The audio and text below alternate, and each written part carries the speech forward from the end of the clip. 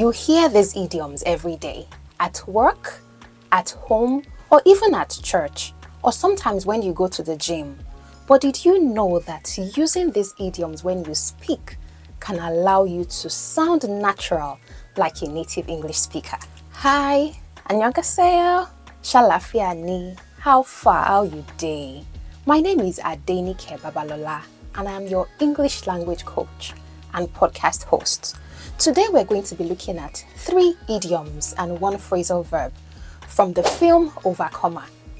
The purpose of this video is for you to learn these lessons and apply them in your own daily conversations so that you can speak English naturally. You go listen to the film scenes where these lessons dey, and you go learn exactly what these lessons mean. At the end of this video, you go get the confidence to speak English like a native English speaker. For copyright reasons, I will not be showing the films. I will provide the lines that the characters say on the screen. So please make sure that you listen closely and read closely as well. Finally, you will get 4 real-life examples of these idioms and the phrasal verbs so that you can use them in your own daily conversations at work, with friends, or wherever you go. First, make we listen to the clips and pick the lessons. Dad, did you hear Coach Wright is moving to Fairview? Well, he went from 32 players to 13, so I think you saw the writing on the wall. The first lesson here is writing on the wall. What does this mean? When you talk, say you see the writing on the wall, what does this one mean? For pidgin, we go talk, say sign don't show, say something bad go happen. In my mother tongue Yoruba, we would say amiti fiyan pe nkan fe ṣẹlẹ̀. In English, this means that you can tell that something is about to happen. And so you find that this Coach Wright that they are talking about is moving from Franklin to Fairview because this manufacturing plant in their city is changing location. So as they see, say people don't they come out, students don't they come out. Now so this Coach Wright talks, say myself I they come out for this side. And so it means that he has seen the writing on the wall. Now, how do you say this idiom in your mother tongue? Please put that in the comment section. Now let us go to lesson number 2. Hey, what about our team? We're in good shape. We still got your brother, Ty, and the twins, so we still got our best players. The second idiom is be in good shape. What does this one mean? It means that you are ready and you are prepared to do something well. The second son of John Harrison, his name is Ethan. He asks his father, what about our own team? And the father says, we are in good shape. We have your brother Will, we have Ty, and we have the twins. This one means say they them still get players for their own basketball team, and together they are going to play when school resumes. In my mother tongue Yoruba, we would say ati shetan, láti ṣe dáadáa, or láti ṣe nǹkan. Did you get it? Very good. Now let us look at lesson number 3, which is a phrasal verb. John, I have heard you give some very inspirational speeches to your players about stepping up under pressure and going the extra mile. In this scene, we see, say, John, the basketball coach, dey inside the office of the principal, Olivia Brooks. And she tells him that she wants him to be the one to coach running. Because he's not ready to agree per se, she decides to say, see, I believe in you. I know you can do it. I have heard you give some inspirational speeches to your students about stepping up under pressure. What does this one mean? Does this mean that you climb up?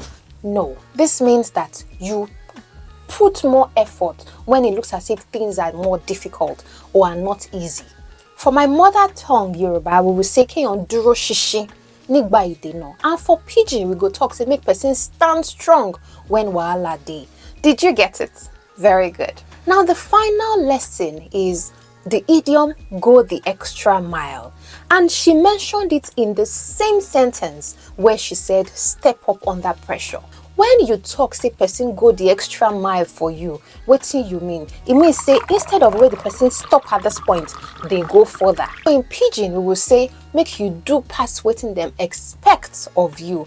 In my mother tongue Yoruba, we would say ki eyan ṣe ju bí ó ti yẹ lọ, to exceed someone's expectations. Did you get the 4 lessons?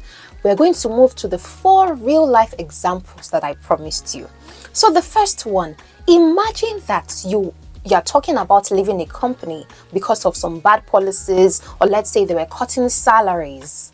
You can use this example to say, I decided to switch jobs when I saw the writing on the wall. This means that you decided to leave that company for another company because you could tell that things were not going well. Let's look at example number 2. This one is for the idiom be in good shape. Imagine that you are advising a friend about saving and investing for retirement. You can tell them something like this. You can retire early if your finances are in good shape. This means that if you invest well very early, you can decide at 50 or 60 you don't want to work anymore. Example number 3. Now this is about advising a new intern at your place of work. Let's say somebody joins your company, your organization for the first time, and you want to help them understand how things work during the very busy period at your job. You can say something like this. During the peak sales season, the company expects us to step up under pressure. This means that they expect you to do a lot when everything gets busier than usual. Now let us look at the real life example number 4. And this one pertains to going the extra mile. This is something that you can tell a new client that comes to your organization to work with you. You can assure them like this. My team and I are ready to go the extra mile to ensure that this project is completed before the year ends. Those are the 4 examples that you can use for real life situations or contexts, so that when you speak English, you don't sound basic, you sound natural. Remember that you can watch this film on Netflix, you can rent it on YouTube, or certain other platforms that allow you have access to it. In the next video, we're going to continue with the other idioms and phrasal verbs. But before then, click the link in the description or click here to learn more idioms and phrasal verb from my most watched YouTube video about the film The Intern, featuring Anne Hathaway and Robert De Niro. Keep speaking English naturally.